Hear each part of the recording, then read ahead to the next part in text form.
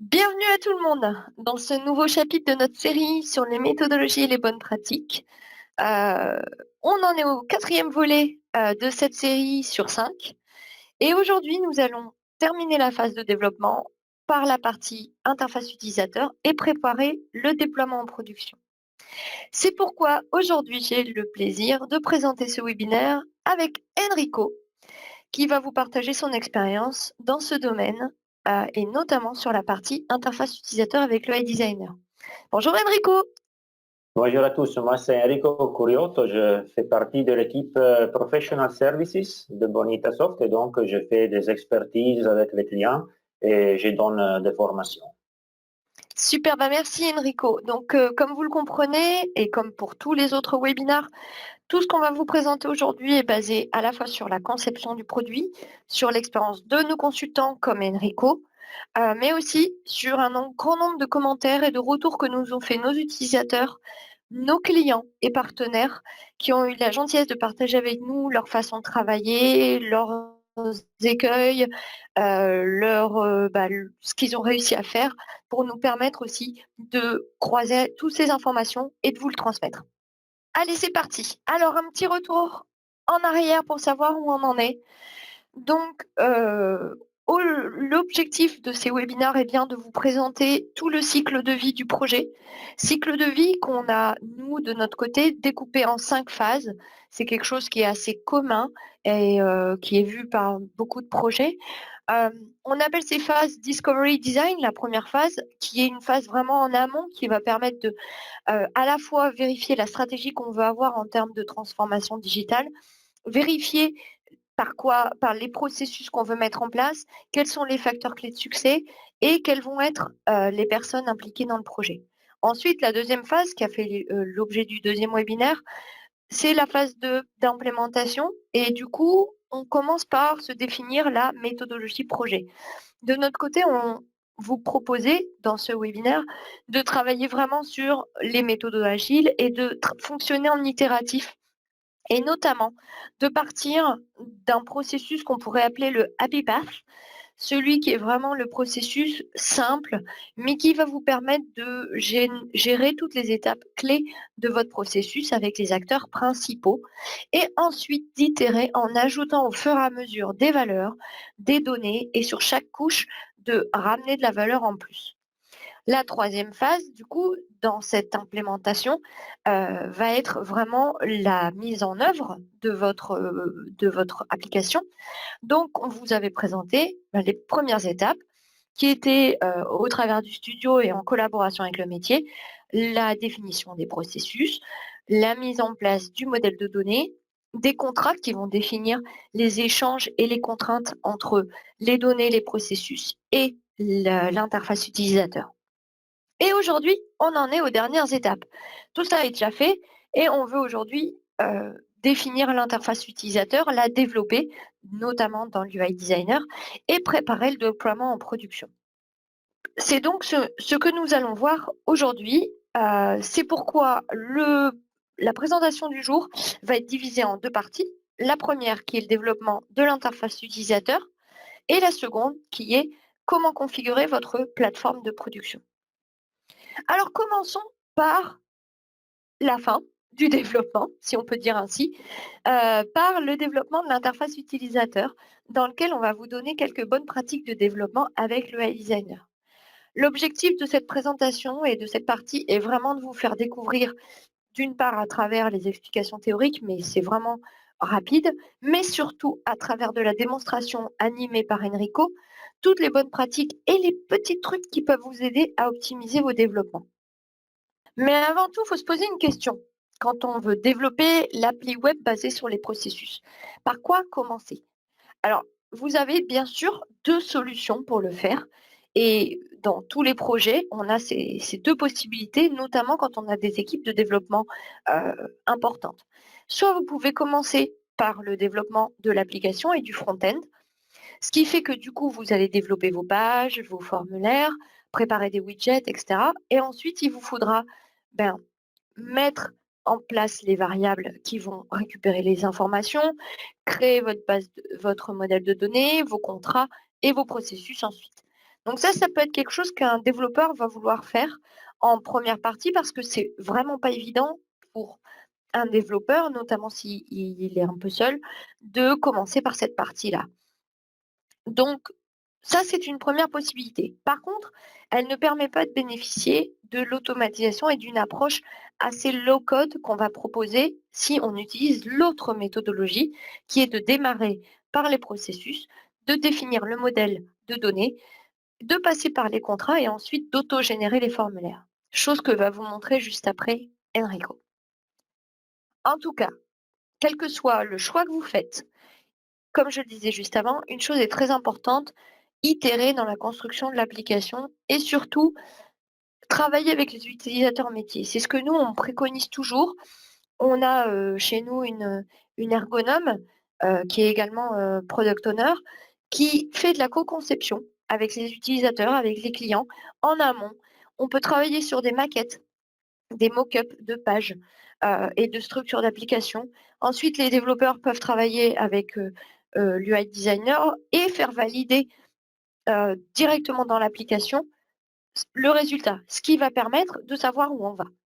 Alors, je ne sais pas si vous connaissez tous le concept de Living Application de Bonita. Donc, je me permets de faire un petit rappel parce que c'est important pour comprendre ce que va vous montrer ensuite Enrico dans la démonstration. On parle d'une Living App Bonita parce que c'est une application utilisateur qui est basée sur les processus, qui est structurée. Je vous montrerai juste après la structure et les imbrications entre les différents composants et personnalisable.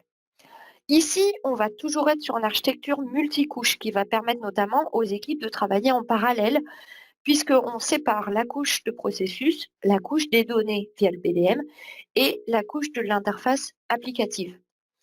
Elle est personnalisable, pourquoi? Parce qu'on va avoir plein d'outils pour vraiment créer sa propre application à partir d'une boîte à outils proposée notamment dans le UI Design.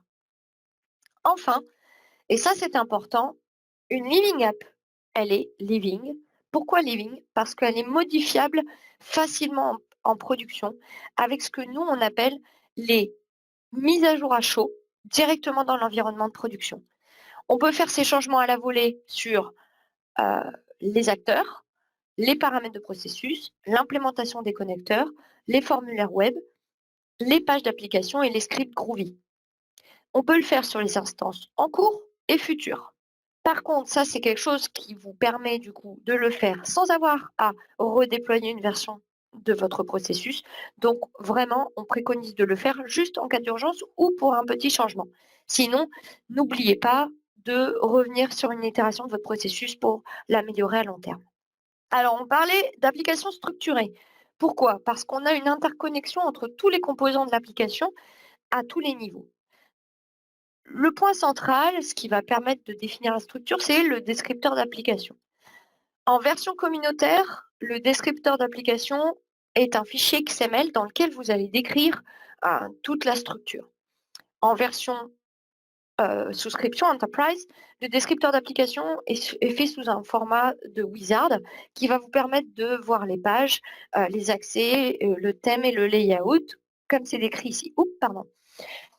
Tout cela est directement lié à l'interface front-end et vous allez retrouver cela notamment dans la partie portail pour les profils ou directement dans le UI Designer pour la construction de votre application. Mais n'oublions pas qu'on parle ici d'une application basée sur les processus. Alors, qu'est-ce qui fait le lien? Eh bien, ça va être la définition du processus qui elle-même va définir le formulaire qui structure la récupération et la transmission des données en fonction des tâches et leur configuration.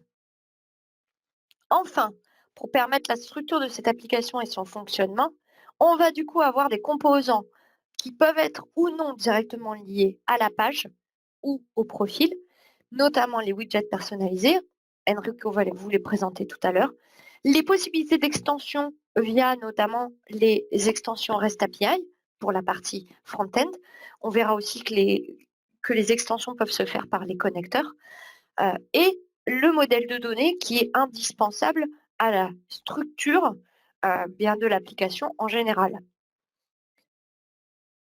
Alors, comment on a construit l'UI Designer et cette approche de Living Application? Pour nous, c'est une approche low-code dont l'objectif est d'accélérer les développements et d'être collaboratif. Ici, ce que je vais faire, c'est vous donner vraiment la vision de notre PDG Miguel Valdez parce que je trouve qu'elle résume très bien ce qu'on entend par low-code et ce qui parfois peut être un peu détourné. Par exemple, récemment, j'ai interagi ici sur un forum parlant du low-code et certains disaient que le low-code, c'est vraiment quelque chose où on n'a même pas besoin de coder. C'est pas du tout notre approche. Pour nous, le low-code n'est pas du no-code. Il va pas permettre à des personnes, justement comme on les nomme nous les citizen développeurs, c'est-à-dire des personnes qui en fait n'ont pas de connaissances en programmation, de faire complètement l'application parce que ce n'est pas l'objectif de Bonita. Ça va pas non plus être un outil dédié uniquement aux développeurs. On va vraiment faire en sorte, par contre, d'aider des équipes mixtes avec des profils très différents à mieux collaborer et sans restriction. Cela grâce à un bon mélange entre des outils graphiques et du code et notamment du scripting. Ici, je vous ai mis, alors ceux qui ont déjà suivi les anciens webinaires le savent, chez Bonita, on fonctionne beaucoup en persona. C'est d'ailleurs une des préconisations qu'on vous fait dans le projet, c'est décrivez vos personas, décrivez les personnes qui vont interagir à la fois dans l'équipe d'implémentation du projet, dans l'équipe de mise en œuvre, de développement, et vos cibles, vos utilisateurs. Donc nous, en fait, on fait interagir ici la personne qu'on appelle Cindy, le citizen developer, et l'équipe IT avec notamment les personas qu'on va appeler Fred pour front-end développeur, celui qui fait du web, et Dave, le développeur qui va être lui plus rattaché au développement de la partie processus. Alors, qu'est-ce qu'on utilise comme technologie pour permettre cette approche low-code? Mais d'abord, Bootstrap. Par le biais d'une structure de page WYSIWYG, utilisant des colonnes, donc avec une facilité de drag and drop, etc., et les classes CSS, très important pour nous. Et aussi AngularJS 1.3, qui nous sert de framework. Alors, je vous vois tout de suite arriver. Alors, je me permets de vous couper l'herbe sous le pied, pardon. AngularJS 1.3, oui, AngularJS 1.3 n'est plus supporté. Ce n'est pas la dernière version d'AngularJS. Alors, pourquoi on ne le fait pas évoluer? Bien, tout simplement parce que pour nous, c'est un framework de base qui est une aide. Quand on crée une page avec le UI Designer, on crée un modèle de page UI Designer. Ce n'est pas directement lié au framework AngularJS, ce qui nous permet aussi de pouvoir l'exporter vers un serveur de production. On pourrait imaginer avec un serveur différent, par exemple, créer les pages avec un AngularJS 1.3 et que ce soit du HTML5 au final. On est même en train de travailler dans notre Bonita Lab sur les web composants et du coup faire l'interaction. Sachez qu'en ce moment, vous l'avez déjà vu avec la version 7.10, on travaille à l'évolution de notre portail entier depuis l'ancien portail vers les technologies actuelles supportées par l'UI Designer et il va être entièrement designé avec l'UI Designer. Donc nous-mêmes, on s'appuie sur ces technologies. Enfin, les deux autres points importants dans cette approche, c'est d'avoir un lien entre l'UI Designer et les autres composants. Notamment, vous le verrez tout à l'heure dans la démo d'Enrico, on lie directement le modèle de données à l'UI Designer pour pouvoir fonctionner dedans en direct, avec les REST API extensions aussi, etc. Les fonctionnalités de l'UI Designer sont faites également pour accélérer les développements avec beaucoup d'assistants graphiques pour limiter et faciliter cette partie de développement. Je pense que je vais m'arrêter de parler parce que finalement, la théorie c'est bien, mais rien ne vaut une petite démo. Donc je vais laisser la main à Enrico pour vous présenter justement l'UI Designer et quelques bonnes pratiques et trucs et astuces pour pouvoir développer rapidement. Enrico, je te passe la main tout de suite. Merci pour cette présentation. Donc, je vais partager mon écran. Et donc, voilà, ça c'est le Bonita Studio que peut-être beaucoup de vous connaissent déjà. Et en fait, pour développer des interfaces utilisateurs, on utilise un outil qui s'appelle UI Designer qu'on peut brancher directement depuis le studio. On a plusieurs possibilités pour démarrer cet outil. Une de ces options, c'est de l'ouvrir directement depuis la barre. Donc, on clique sur le bouton, l'icône de UI Designer. Et donc, ça va ouvrir une page d'accueil où on peut voir les différents éléments, les différents composants qu'on peut utiliser, qu'on peut créer avec le UI Designer. Et donc, on voit bien qu'on peut créer des pages et des formulaires, qui sont les éléments peut-être les plus importants. Et déjà, quelle est la différence entre page et formulaire? Bien, les formulaires, ils sont rattachés, liés à les étapes humaines d'un processus, alors que les pages sont vraiment globales, et donc à travers une page, on peut avoir, par exemple, des tableaux de bord. Après, on a aussi la possibilité de créer des layouts. Les layouts sont un peu les cadres de nos applications. Et on peut créer des widgets personnalisés et des fragments dont on va discuter juste après. Donc là, on a une petite page d'exemple. C'est une page pour afficher la liste des cas. Donc on ouvre le UI Designer avec cette page. On voit que sur la gauche, on a tous les widgets qu'on peut utiliser. Donc on a plus ou moins 25, une trentaine de widgets à disposition. Et donc, on peut tout simplement glisser les widgets dans le UI Designer pour créer la page ou le formulaire ou le layout dont on a besoin.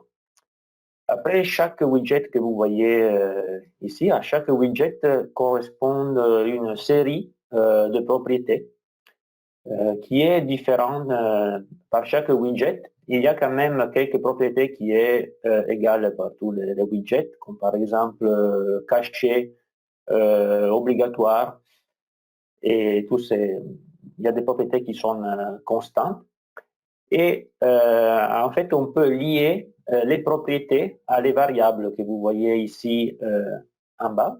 Et en fait, c'est vraiment grâce à la liaison entre les propriétés et la variable que notre page, que notre formulaire devienne vivant. Et donc, on peut vraiment voir la dynamicité de la page et formulaire grâce à cette liaison de propriétés et variables.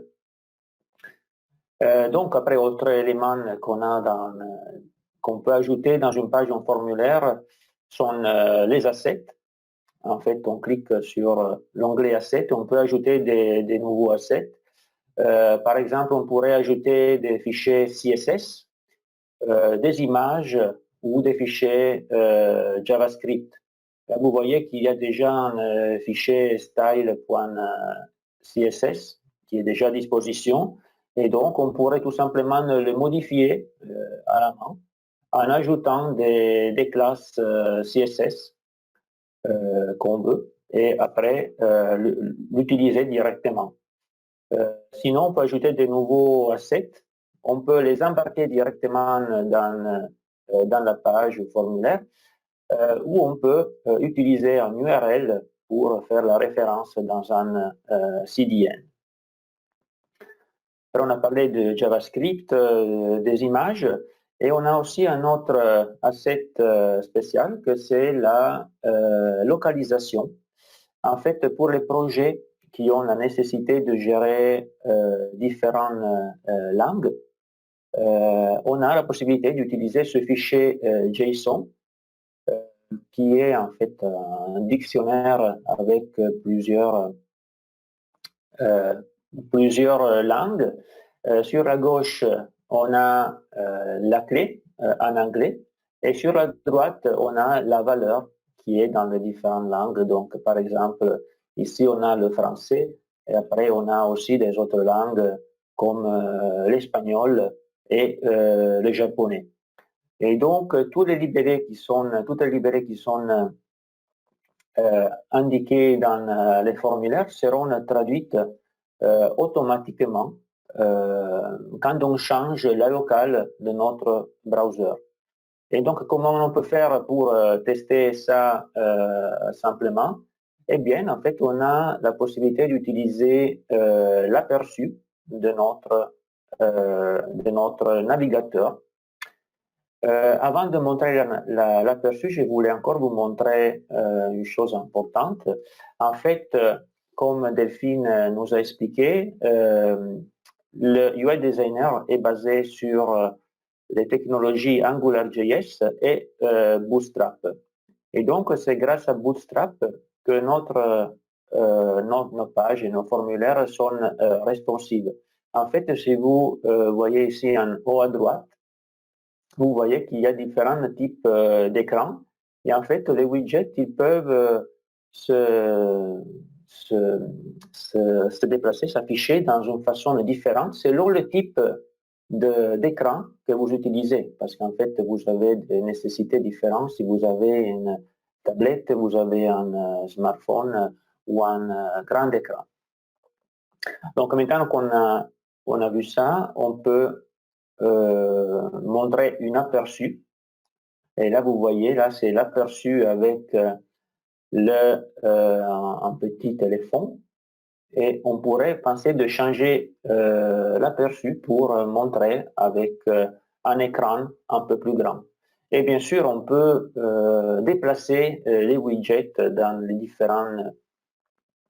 différents écrans sans avoir des conséquences.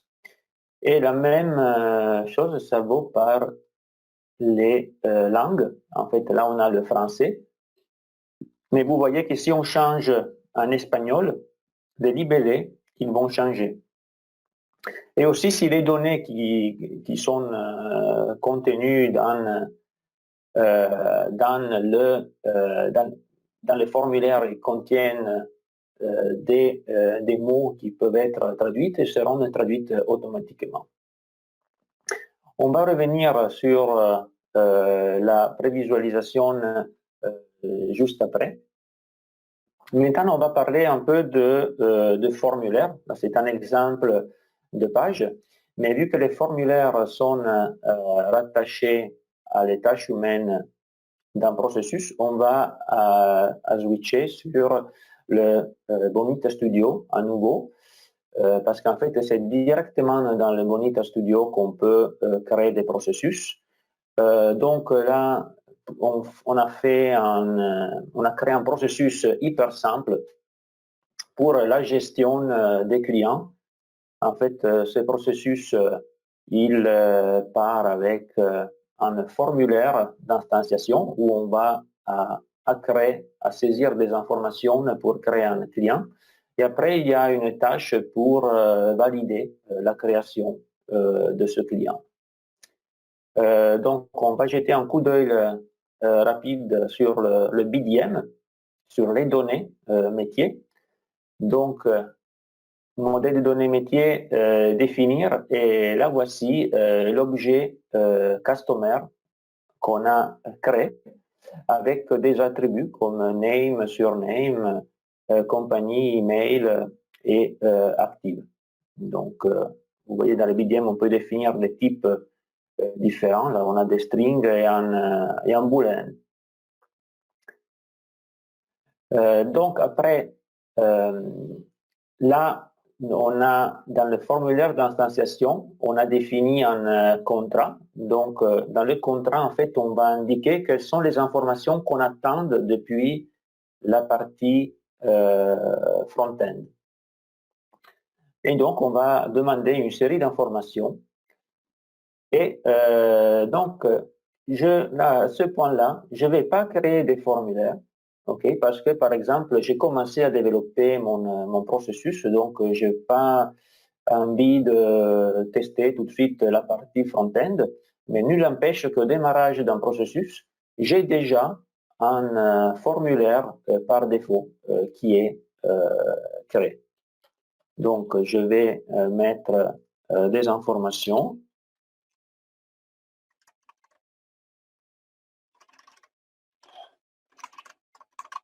Et après, je démarre mon processus. Vous voyez, dès que je vois qu'il y a une tâche à disposition, en fait, là, je n'ai pas géré l'acteur mapping, donc tous les utilisateurs ils peuvent tout voir. C'est vraiment un processus très simple de test.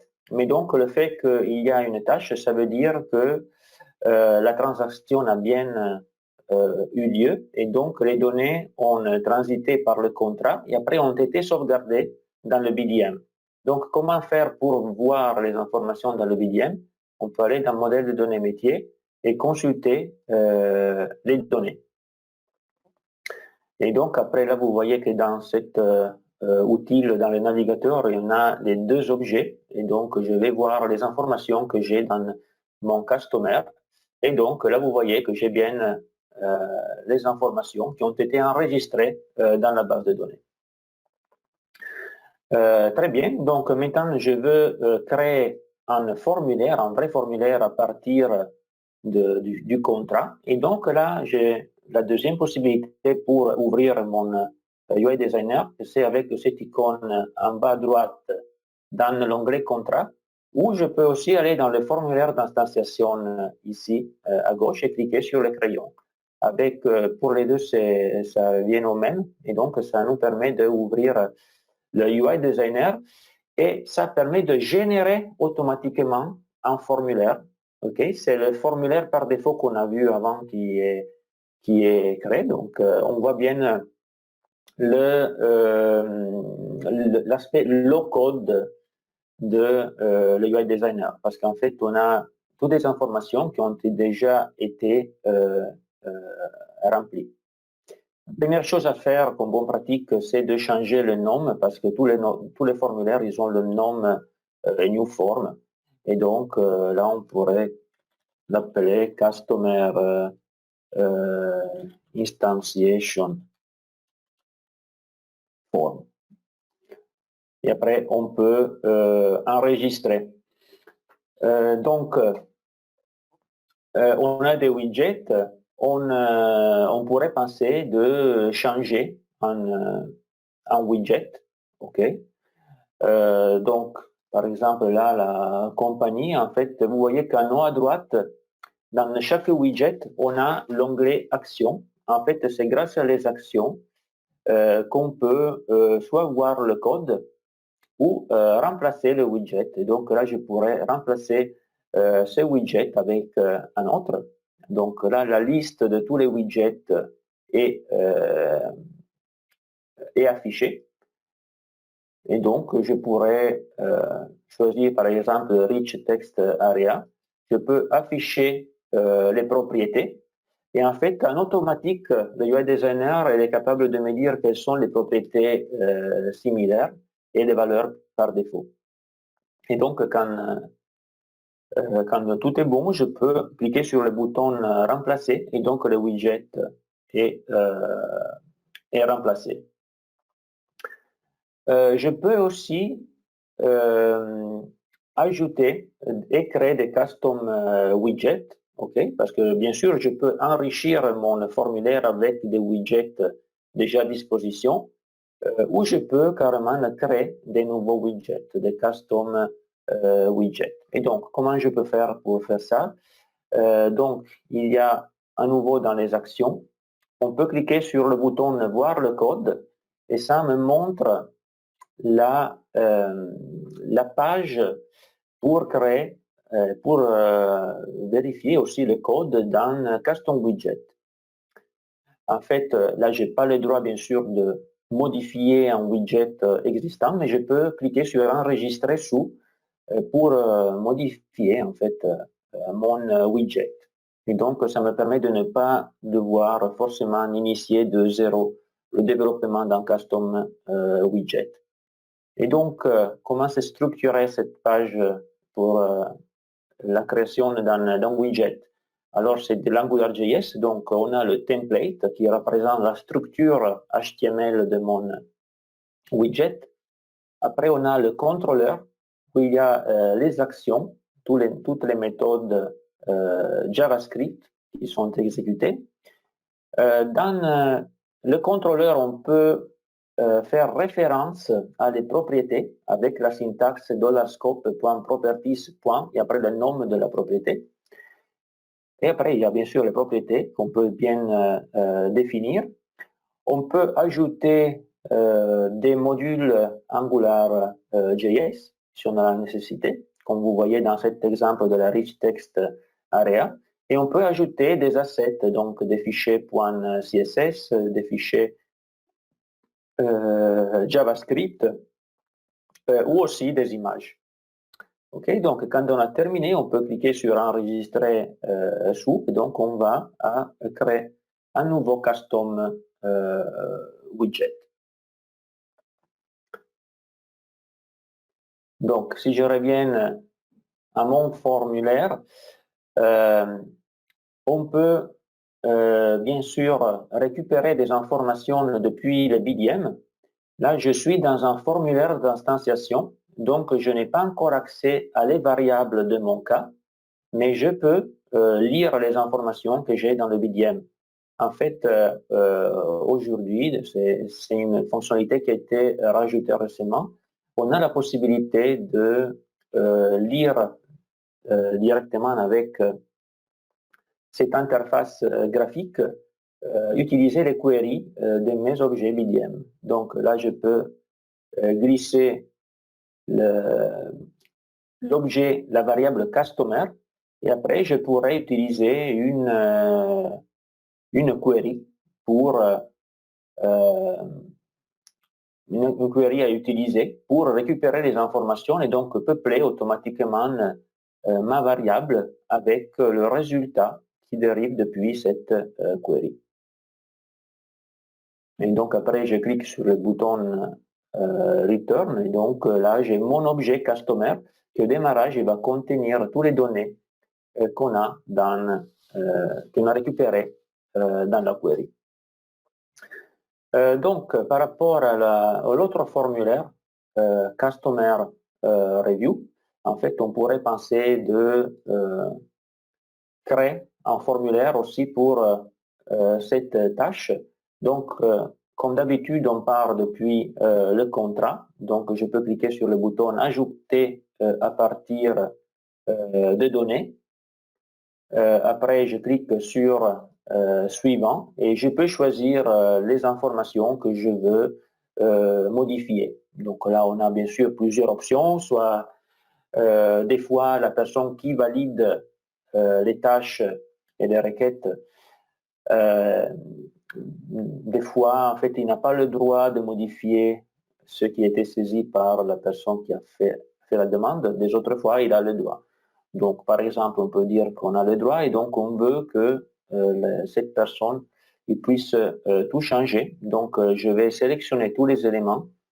Je viens bien garder l'option générer automatiquement les opérations de stockage. Je clique sur le bouton terminer. Donc, le contrat a été créé et les opérations ont été créées pour automatiquement mettre à jour les informations dans mon objet Customer. Donc, je peux aussi créer un formulaire. Donc, je clique sur le crayon et après, je peux changer le nom du Customer, du formulaire. Et donc, là, je peux l'appeler Customer Review Form. Je clique sur le bouton Enregistrer. Et donc, maintenant, je pourrais déjà tester ce formulaire. Donc là, vous voyez qu'on est dans un formulaire d'une tâche humaine et donc c'est un peu différent du formulaire d'instanciation qu'on vient de voir parce qu'on a déjà des variables. Donc on a la variable Customer avec les informations qu'on va saisir dans le processus. Mais donc, vu qu'il y a des variables du processus, si je teste avec le bouton aperçu directement, je n'ai pas des informations. En fait, si vous voyez bien les variables, on a une variable qui s'appelle Task ID qui prend la valeur de la variable ID. Et donc, je pourrais recréer un nouveau cas de 0 pour avoir automatiquement l'identifiant de la tâche. Mais là, je vais vous montrer une petite astuce. En fait, je peux, vu que j'ai déjà initialisé un cas, et donc j'ai déjà une tâche Customer Management active, c'est la 40008. Donc là, je peux cliquer sur le bouton Aperçu. Et après, si vous voyez bien, il y a un petit bouton dans la preview pour agrandir l'aperçu et donc la déplacer vraiment dans un navigateur. Et après, je vais passer un paramètre, un URL paramètre, l'identifiant de la tâche. Et donc, dès que je refresh la page, vous voyez qu'il y a toutes les informations qui sont passées dans le formulaire. Donc, je clique maintenant sur le bouton F12. Ça, c'est une autre astuce très intéressante. En fait, ça permet de voir les requêtes qui sont exécutées. Donc, je clique sur le bouton F5 et là, vous voyez qu'il y a toutes les requêtes qui ont été faites et comprise la requête vers le BDM avec les informations qui sont envoyées. Une autre petite astuce, en fait, c'est d'utiliser le debug, utiliser un petit widget de texte pour vérifier les informations qu'on a dans le formulaire ou dans la page. J'utilise la syntaxe de AngularJS avec les doubles accolades. Et après, je peux utiliser je peux mettre le nom de ma variable customer, pipe, et après JSON pour indiquer que c'est un type de données JSON et donc je veux le voir comme ça. Et après, je mets aussi des balises HTML pour rendre un peu plus joli l'aperçu. Et donc, dès que je clique sur l'aperçu, vous voyez qu'il y a déjà des informations, aussi s'il n'y a pas de tâche. Et là, je vais remettre à nouveau la tâche d'avant. Et donc, là, vous voyez que tout de suite, j'ai mon widget de texte qui affiche les valeurs de la variable customer. Et après, bien sûr, je peux la supprimer une fois que j'ai bien vérifié le comportement.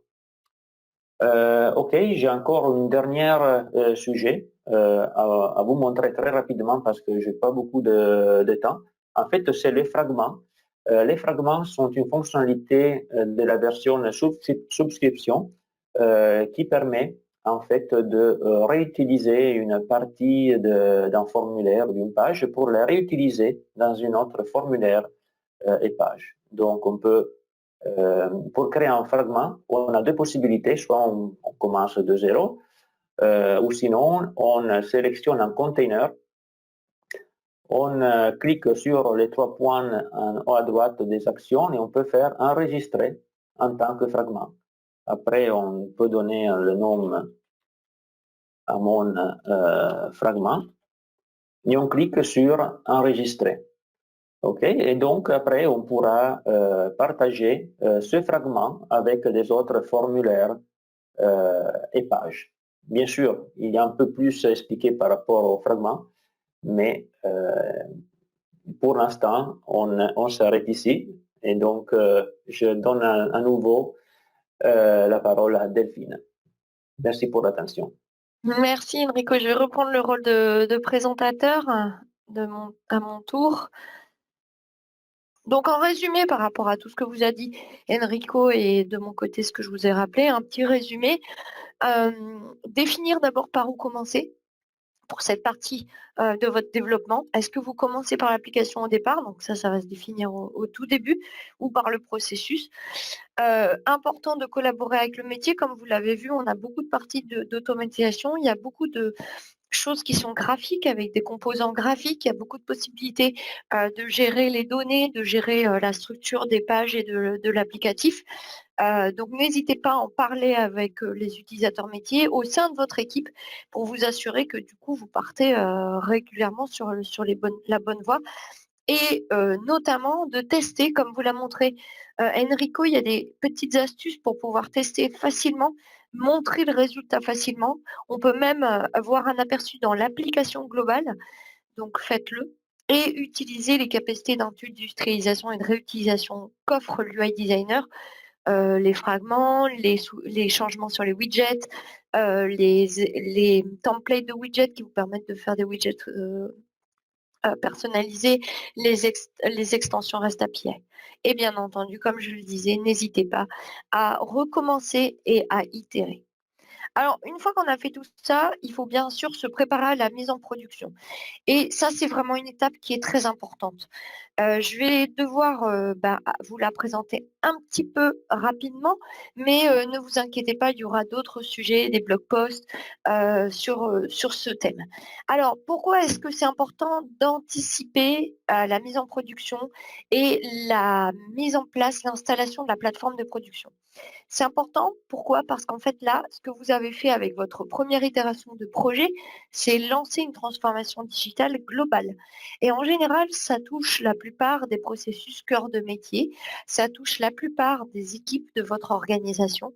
Donc au début, même si vous allez pouvoir commencer avec un serveur de base, lors de la première itération, de l'application en production, vous aurez peut-être un volume relativement faible, ça va forcément évoluer avec l'apparition de nouveaux processus, de plus de volume, d'amélioration. Et il est naturellement nécessaire de maintenir les performances et la stabilité de votre plateforme pour donner le meilleur service à l'utilisateur final possible. D'ailleurs, on en a un très bon exemple aujourd'hui avec tout ce qui se passe et le fait que tout le monde est en réseau pour travailler à distance. On a cette nécessité de maintenir un bon niveau de service et une bonne performance des services et des plateformes. Alors, pour cela, on vous propose de suivre 4 bonnes pratiques qui sont du bon sens, mais qui sont possibles avec la plateforme et je vais vous expliquer comment. La première, qui est, d'anticiper en fait, ce qui va se passer et pour anticiper ce qui va se passer, il faut pouvoir tester ce qui va se passer. On est sur, une bonne pratique qu'on doit connaître quand on est, admin, quand on est DevOps, c'est d'avoir un environnement de pré-production, ISO-prod avec les mêmes capacités, avec des bouchons s'il y a besoin pour, la connexion à d'autres applications, mais il faut vraiment qu'on ait l'impression d'être en production. C'est très important, notamment à moyen long terme, pour pouvoir voir quels sont les ajustements et la configuration minimale requise. Ensuite, apporter de la flexibilité. Comment on va faire ça? Eh bien, apporter la possibilité de profiter des capacités d'extension de Bonita par les connecteurs, donc se connecter aux bases de données, aux autres applicatifs, plutôt que de dupliquer les données. Profiter des REST API extensions pour intégrer au maximum la plateforme dans le système d'information. Mais pas que. Cette flexibilité, elle passe aussi par ce qu'on appelle la scalabilité, qui est très importante. Aujourd'hui, on a besoin d'anticiper des changements dans la charge de la plateforme.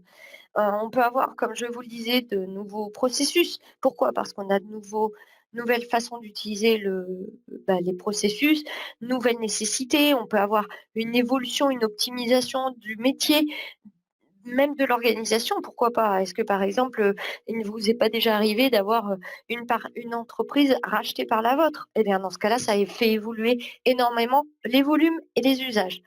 On peut avoir de nouveaux utilisateurs aussi.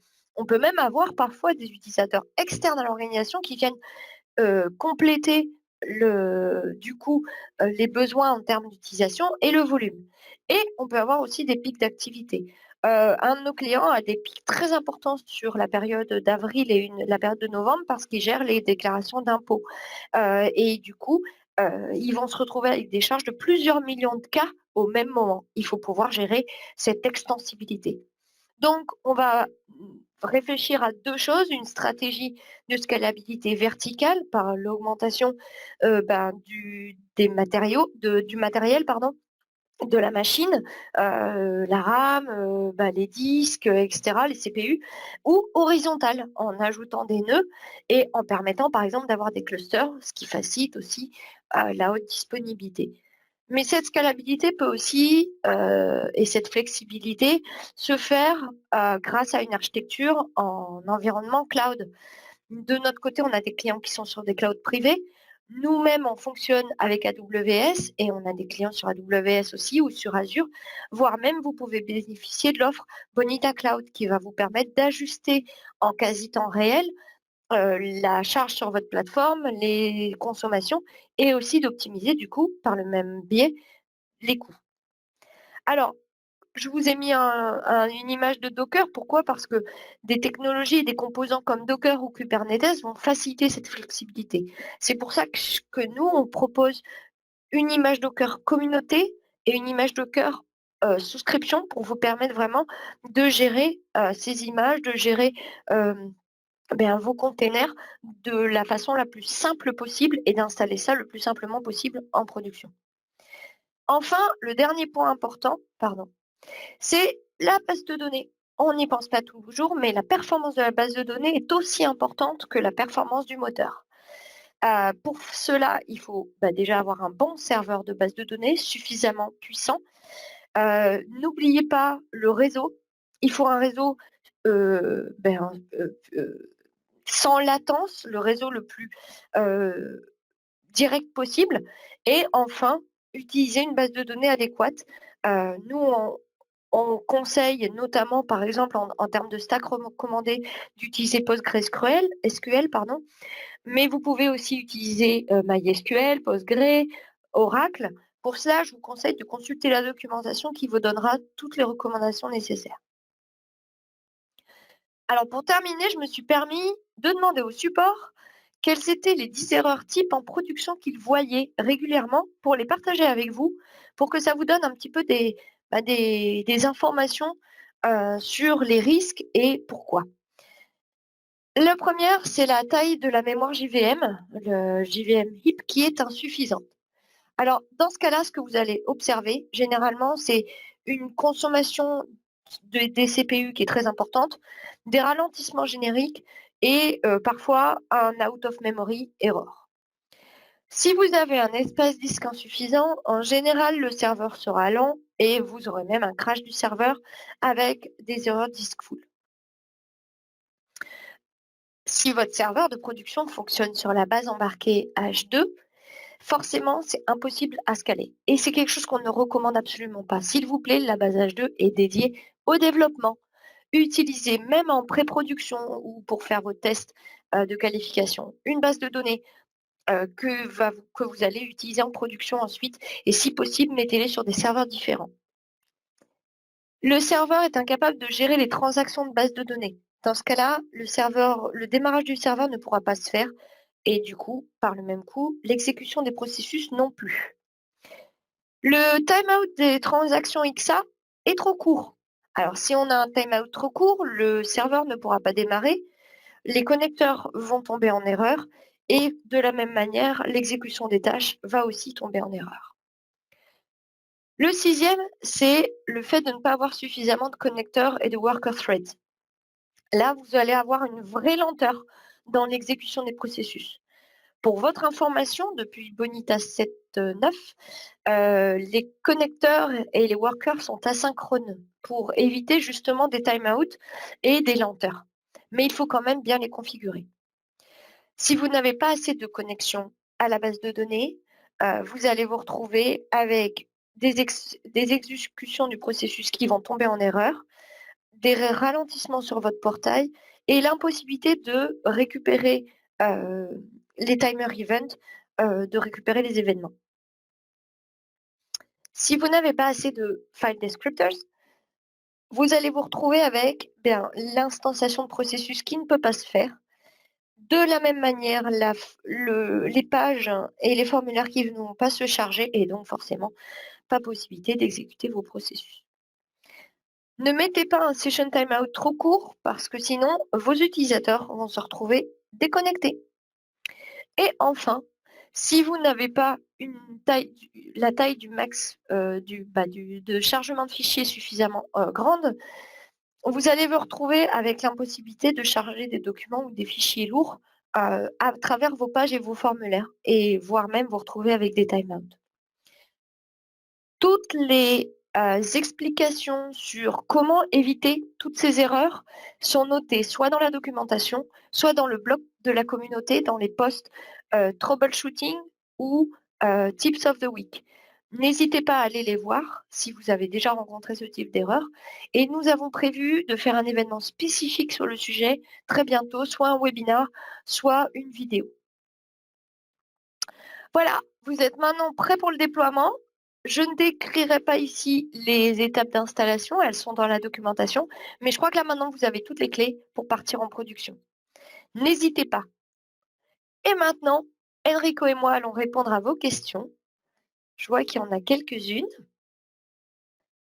Très bien. Alors, Enrico, peut-être qu'on peut déjà répondre à cette première question qui est de savoir ce qu'est le low-code. Tu veux répondre ou je réponds? Comme tu veux. Oui, oui, oui, c'est bien. En fait, je pense que Delphine, toi, tu en as déjà parlé un petit peu pendant Oui. ta présentation. En fait, il faut bien faire une différence entre le zéro code et le low code. En fait, le low code, ça permet en fait une méthodologie qui permet de avoir de développeurs, d'aider les développeurs parce qu'ils ne doivent pas recréer tous les scripts, toutes les classes. Et donc, ils peuvent se concentrer sur les parties intéressantes, importantes de leur projet. Donc, c'est vraiment un outil qui aide le développeur. Et donc, on a vu un exemple de low-code dans la génération des formulaires depuis le studio, où vous avez vu que tous les widgets ont été créés automatiquement. Et donc, après, le développeur, donc, il ne doit pas recréer de zéro tous les widgets, il peut simplement les configurer, mettre à jour des propriétés, et donc, ça donne aussi un gain en termes de temps pour développer un formulaire ou une page. Super, merci bon Enrico. Si vous voulez, oui, je pense que c'est suffisant. Alors, une deuxième question qui me semble intéressante, elle est assez globale. Enfin, en fait, il y en a deux. Donc, je vais prendre les deux en même temps. Elles sortent un petit peu du contexte ici, sont un peu plus globales. Quelle est la différence entre le BPM et le case management? Et aussi, est-ce que Bonita peut faire du marketing automation? Alors, je vais commencer avec la deuxième. Oui, Bonita peut faire du marketing automation. Pourquoi? Parce qu'en fait, Bonita fait du BPM, permet également d'ailleurs de mixer avec du case management, je vais y revenir. Mais en gros, l'objectif, c'est de vous permettre de créer des processus, quels qu'ils soient, dans lesquels vous allez avoir besoin d'automatiser certaines tâches et d'autres vont être manuels éventuellement. On a même des clients qui gèrent Bonita avec du full automation. Donc, en fait, où vous pouvez tout automatiser. En gros, avec Bonita, vous allez pouvoir le créer. L'intérêt que ça va avoir de créer votre outil de marketing automation, c'est-à-dire donc de faire vos tâches de je prépare, j'ai un template automatisé, je vais rentrer toutes les données, je vais rentrer l'audience et ensuite automatiquement Bonita va lancer des mailings en fonction de bases de données de clients. C'est tout à fait possible. L'intérêt que ça va avoir de le faire avec Bonita par rapport à des outils du marché, ça va être plus que vous allez pouvoir combiner cela avec d'autres processus.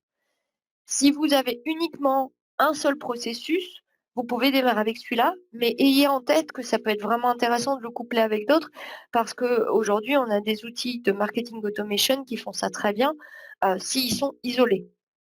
Donc, l'intérêt d'un outil comme Bonita et l'intérêt du BPM, ça va être de pouvoir profiter et maximiser votre ROI en ayant plusieurs processus. Et j'en arrive du coup à la question du BPM et du case management. C'est d'autant l'intérêt parce qu'avec Bonita, par exemple, vous allez pouvoir mixer le BPM. Donc le BPM, c'est quoi? C'est un processus qui va définir, donc c'est Business Process Management, c'est la gestion de processus métier qui va définir un début de l'ensemble de tâches, qu'ils soient automatisées ou humaines, interconnectées sur d'autres systèmes pour récupérer des données, jusqu'à une fin. Là où le case management va se centrer sur le dossier, l'instance, et dire, bah voilà, j'ai un dossier, j'ai un ensemble de tâches qui sont préconçues, mais je peux en avoir des tout à fait différentes et que je n'avais pas planifiées. L'avantage d'un outil comme Bonita, c'est que vous allez pouvoir mixer les 2 approches.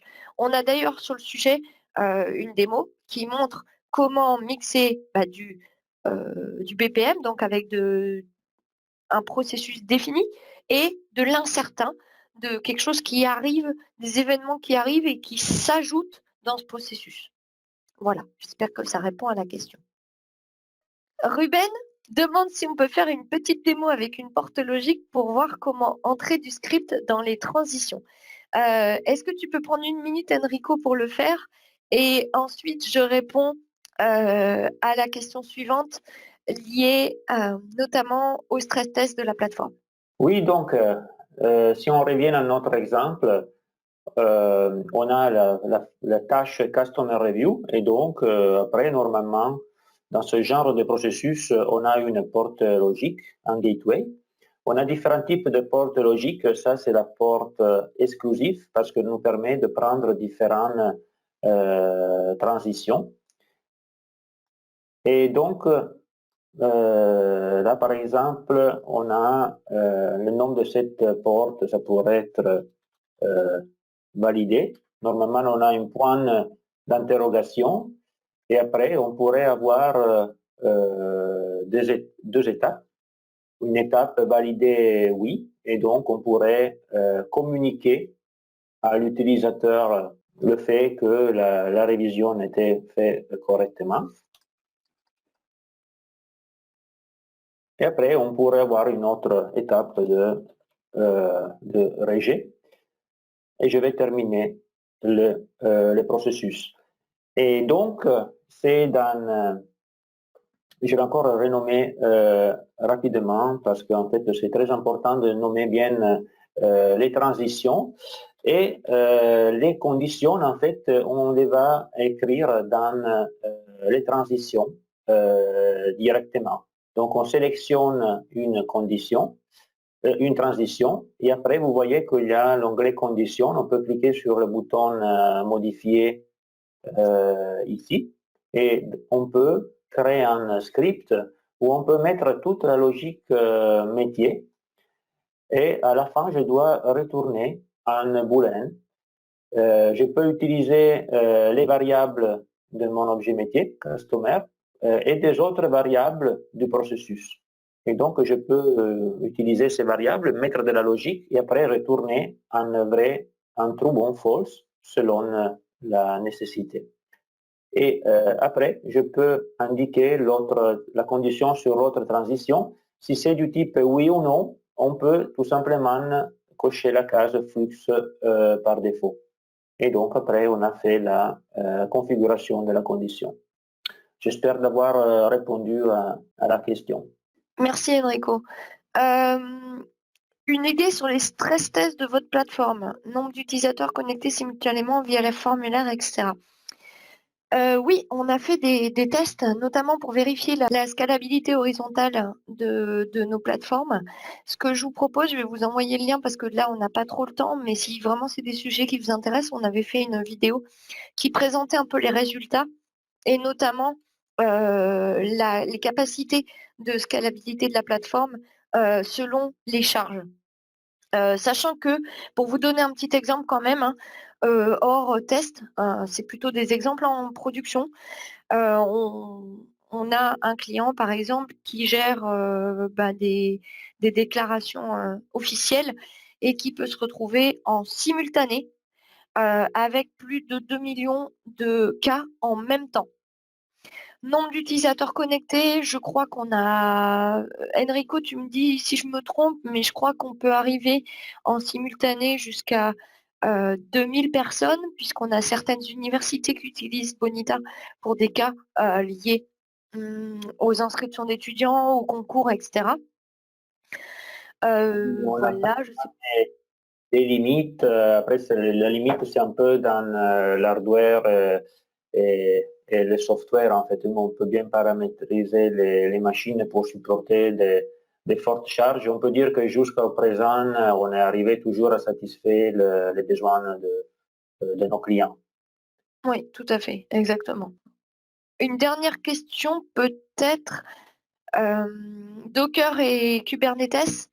Donc, en gros, quand on parle de Bonita par rapport à Docker Kubernetes, on ne parle pas de contre, c'est plutôt Bonita qui est disponible soit en version studio sur votre ordinateur pour préparer vos développements, etc. Soit on propose la possibilité de télécharger des images Docker, donc de Bonita, de l'application, que vous allez pouvoir installer vous-même, soit sur votre serveur de développement, soit dans un container sur AWS, etc. Ce qui vous permettra, par exemple, d'avoir des images différentes. On a fait une vidéo Bonita 7.10 qui présente comment toute la démarche d'installation, donc n'hésitez pas à aller la voir aussi. Aujourd'hui, on essaie vraiment de vous proposer des petites vidéos tutoriels, en fait, qui expliquent chaque fonctionnalité et qui vous permettent de comprendre comment mettre en œuvre chaque point. Donc, il y a une vidéo sur l'installation d'images Docker. Le dernier rendez-vous sur cette série, c'est le 14 mai, pour savoir qu'est-ce qu'on peut faire après la mise en production. Et puis sinon, on va organiser des petites sessions avec des experts auxquels vous pourrez poser toutes les questions que vous voulez sur un sujet précis. Merci beaucoup à tout le monde et puis bon appétit. Merci Merci Enrico. beaucoup. À bientôt.